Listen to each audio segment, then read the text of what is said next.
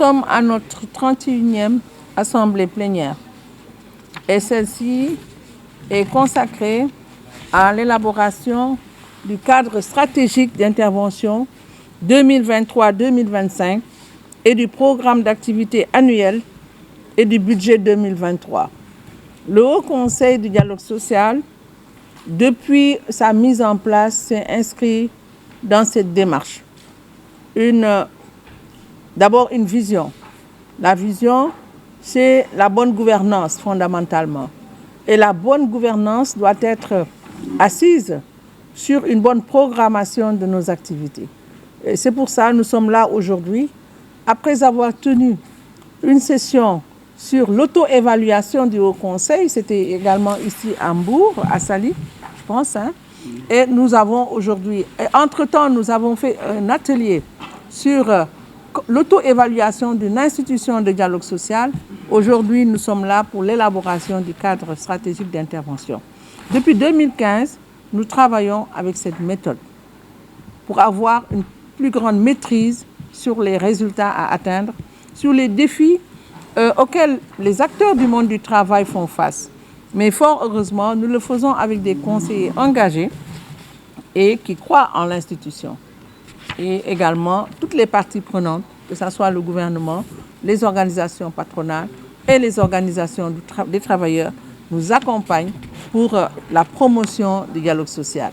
Il y a eu l'intermède de 2019 avec la Covid, mais cela ne nous a pas en tout cas réduit notre action et nous allons en tout cas lors de ces travaux non seulement nous avons fait le point sur les activités qui n'ont pas pu être réalisées, nous allons les reporter et également prendre en charge de nouveaux défis qui sont d'actualité.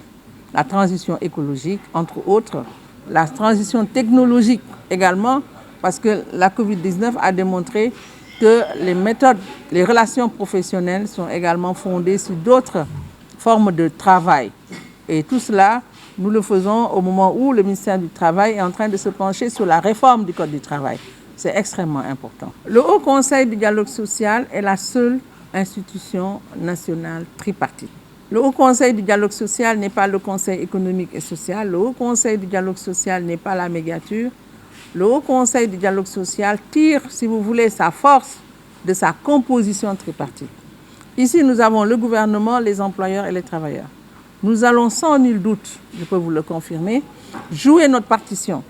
Nous allons, en marge de ces travaux, élaborer une contribution des mandats tripartites au dialogue national lancé par le chef de l'État lors de ses messages à la nation et réitérer, renouveler, et aussi parce que nous l'avions fait pour l'exploitation du pétrole et du gaz.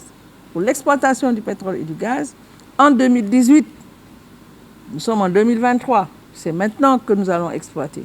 Nous avons versé dans la réflexion un document extrêmement important sur la contribution des mandats tripartites. Nous allons en faire de même pour que la voix des travailleurs, la voix du patronat et la voix justement du gouvernement, ceux qui représentent ici, nous avons les finances, nous avons l'éducation, nous avons la fonction publique, puissent véritablement porter. Parce que le dialogue est important. D'ailleurs, c'est pour moi de féliciter ceux qui ont répondu positivement et également d'encourager, parce que nous ne sommes pas encore le 30 mai, tout est possible.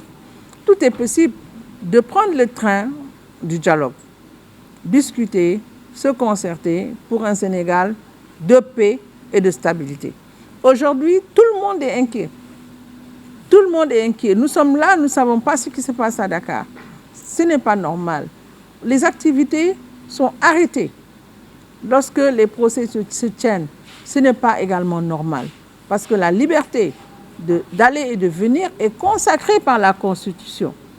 Mais même s'il n'y a rien, ce jour-là, tout le monde déclare demain, il n'y a pas de travail. Ce n'est pas normal, c'est des manques à gagner.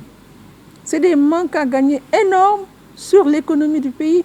Il va falloir qu'on puisse également, dans ce cadre-là, s'asseoir et évaluer l'impact du politique sur le social.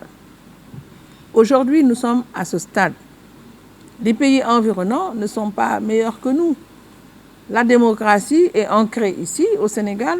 Le dialogue aussi est une vertu, sans compter l'appel des chefs religieux qui est constant. D'ailleurs, nous allons aussi aller à Ndiassane. Une délégation va se rendre à Ndiassane pour présenter les condoléances de l'institution à la famille qui a perdu justement récemment le khalife général. Mais c'est toujours pour dire que le Sénégal est un et indivisible et appeler tous les acteurs, politiques comme sociaux, parce que ce n'est pas seulement une question qui intéresse les politiques. Les acteurs sociaux sont également des parties prenantes au dialogue national. Et nous espérons pouvoir porter la voix de ces 30 conseillers qui constituent l'institution.